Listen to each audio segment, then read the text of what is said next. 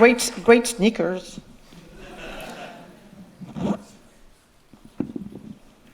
Elton John had sneakers too, but they were pink. I really should be wearing my Saint Laurent sneakers. They did put a lot of money into this movie, but I'm not. I'm hoping that Anthony Vaccarello is not watching. This is an in-joke that you would not understand until until he appears. Anyway, yeah. So well. I don't even know where to start. I would probably start with a movie that, in a way, we can nearly call like Crash in a Tesla. Well, I hear there was a climate change protest.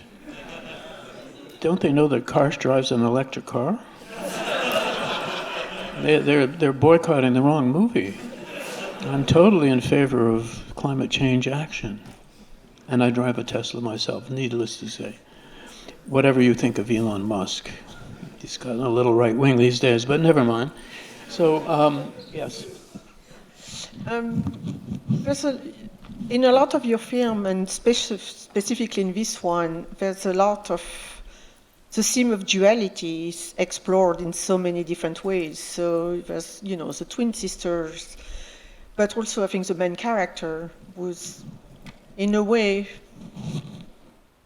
an idea of you, or an idea that we have of you as on screen, but both of them. Yeah. So the Vincent Cassel is a side of someone like you, but as well as Guy Pearce. Yeah, well, I had to say many times that I didn't cast Vincent because of his hair. Of course, you think of many actors when I write a screenplay. Sometimes I'm asked this, if I'm thinking of a specific actor when I write a screenplay. The answer is no. I really definitively don't want to think of an actor because I want the character to evolve on its own as it might, without shaping it for the limitations or the strengths of a particular actor. So you write it freely, let the character become whatever it is, and then you start to look for the actor or actress who will, best bring that character to life on the screen. It's true that Vincent did think he was playing me, and I did tell him that. Although, of course, he has something of a French accent, as I did tell Vincent and Diane Kruger and Guy Pearce that they should use my accent as their model because this is very much a Toronto movie, and their accents should be more or less based on my Midtown Toronto accent. And they did, they did it with varying degrees of success, but.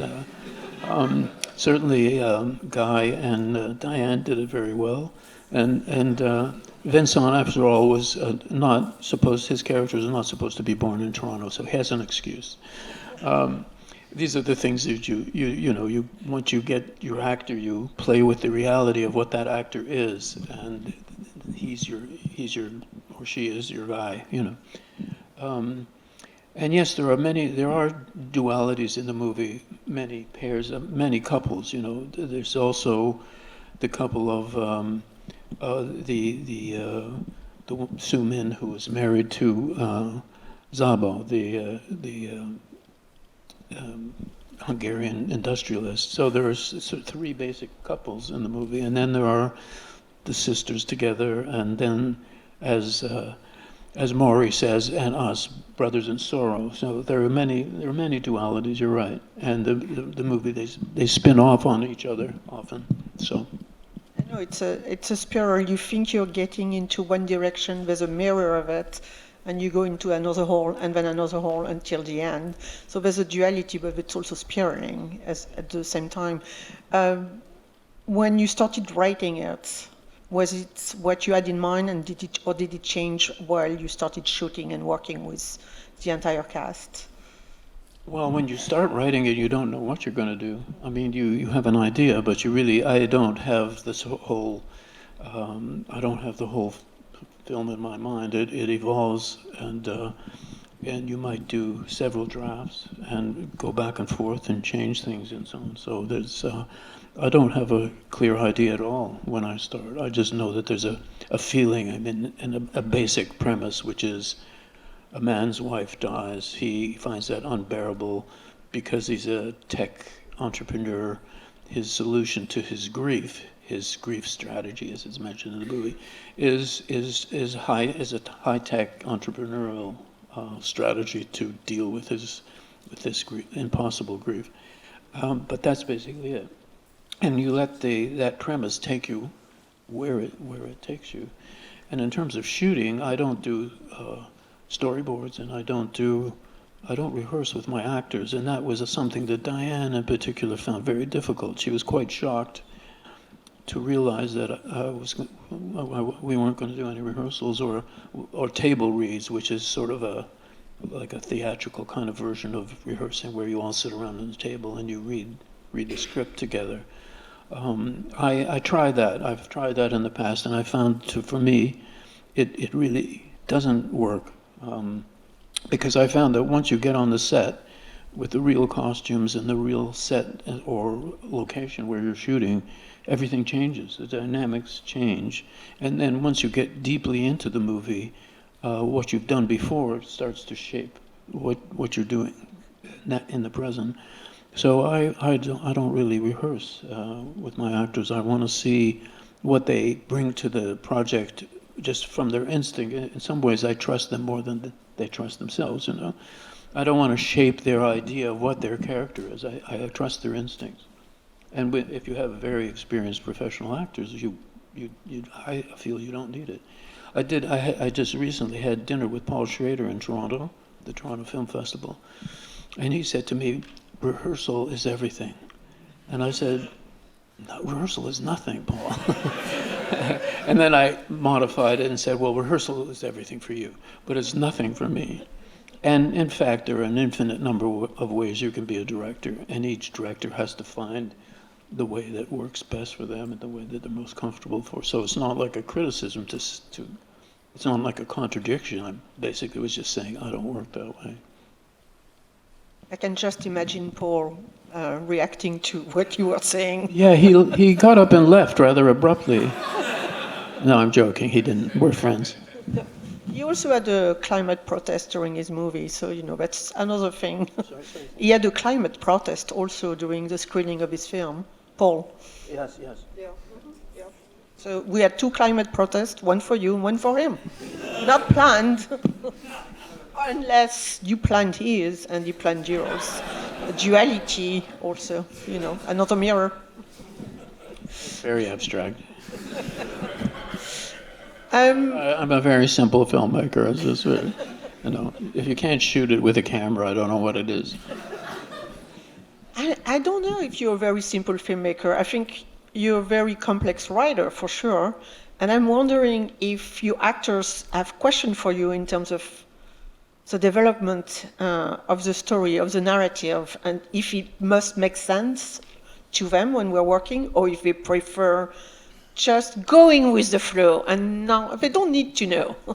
I hear rumors that they talk to each other a lot because they're looking for somebody to talk to, and it's not me. So they end up, I love it when the actors do the work and I don't have to, basically. It's not that I'm lazy, but maybe a little bit. But I found that it's good for them. You know, it's good for them to talk to each other and worry and I mean, it happened with, Léa Seydoux on Crimes of the Future, working with Vigo, who I've worked with many times, and she said, after a couple of scenes that we did, she said, Vigo, does David like what I'm doing? I mean, does he?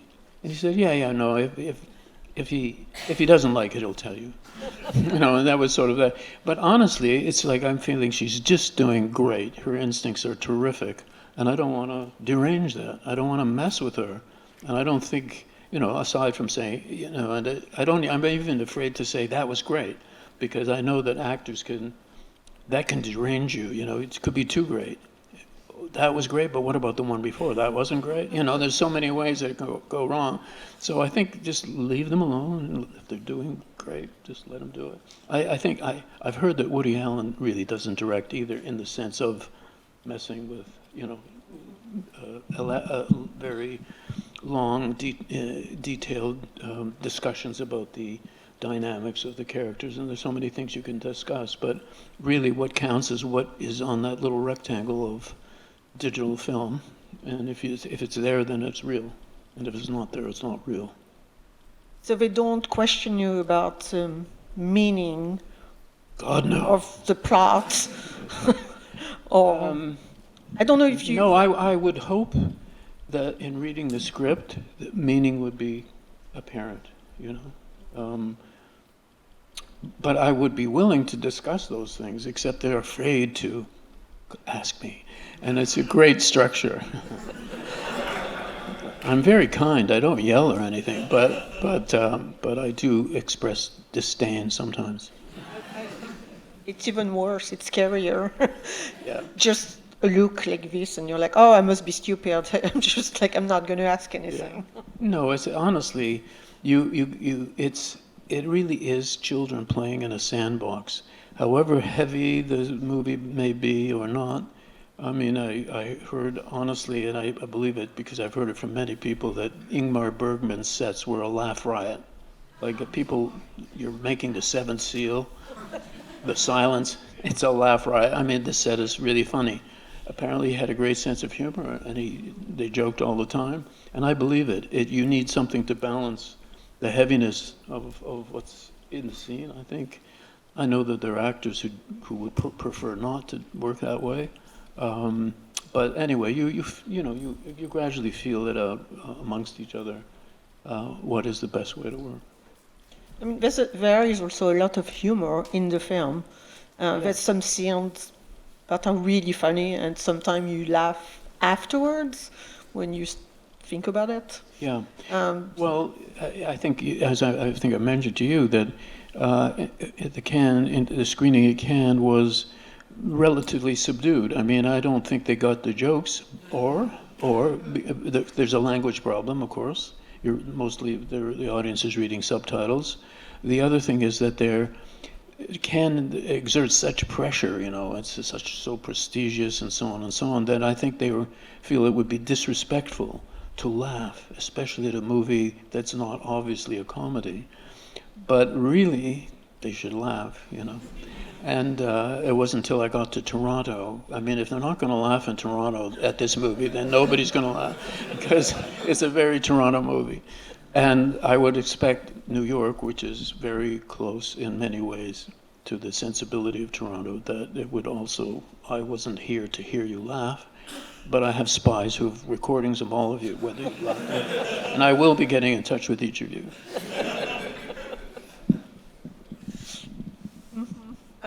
I wanted to ask you about the music and the score. At what point do you bring the collaboration with the composer? Do you think about, do you share early so you can score as you go along, or is it something that you do afterwards? Each collaboration is different on each film with composers, and I'm always interested to see if that bounce back from the music to what you're shooting or not. No, Howard and I, he's from Toronto also, Howard Shore, and we've known each other since we were kids, really. And he's done most of the scores of most of my movies. We have a routine. I send him the script. When the script is finished, to the point where we know it's actually going to be a movie that gets made, I send Howard the script. So he reads the script, he thinks about it, and then eventually, he used to come to the set sometime just to get a feel for what's going on. These days, not so much, but it's just, we're getting old, what can I say? So at a certain point, when it might not be absolutely fine cut and completely finished, the editing, but I will send him the movie to look at. And then we do what is traditionally called spotting, which means that we watch the movie together and we talk about each scene. will there be music here? What are we wanting the music to do? And we go through the whole movie and figure out where music would best be and where it should not be. And Howard is he's not very possessive about, covering the whole movie with his music. He's just as likely to say, no, I really don't think there should be music there. And so we have those discussions. One of the great advantages of digital over old style analog film, which really I have no love for at all, believe me, none. Working with film is horrible. Digital is so much better. Forget all the things that, the nostalgia for film. Of course, there have been wonderful masterpieces made on film, but honestly, it's a nightmare to work with. So digital is so flexible, and one of the advantages, for example, is that Howard can send me over the internet video clips from the movie with a score that he has synthesized or however he wanted to do it, to give me an idea of what he's thinking of and what he's feeling. And that's so great because we can talk very specifically, because it's very difficult to discuss music in the abstract. I mean, to really talk about what music means or does to you, or what resonances it has, or what it's going to do to the dynamics of a scene.